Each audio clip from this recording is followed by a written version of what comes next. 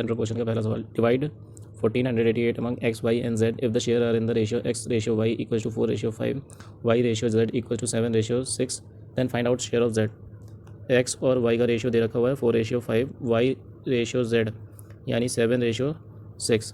तो आपको ये चीज़ ध्यान रखनी है, ये जो मैंने आकृति बनाई हुई है, यानी एक्स वाई जेड की वैल्यू कितनी आ जाएगी, 7 4 28, 7 5 35, 6 5 30, टोटल कितना आएगा 30 60 65, 65 और 8 73, 73 20 93, 93 की वैल्यू कितनी दे रखी हुई है 14 88।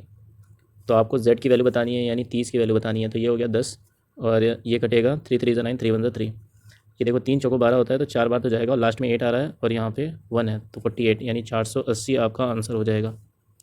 अगला क्वेश्चन देखिएगा, a certain sum was to be divided between A and B in the ratio 8:5, however by mistake it was divided in the ratio 5:8।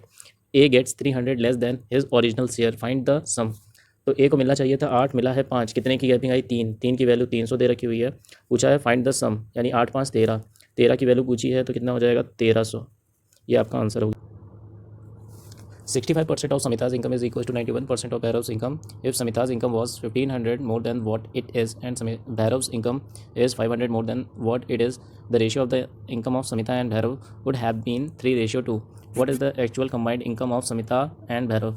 65 यानी 13 से ये कट जाएगा तो कितना आ जाएगा 13 5 65, 13 7 91, यानी समिता और भैरव का जो रेशियो आ गया है वो आया है 7:5 का।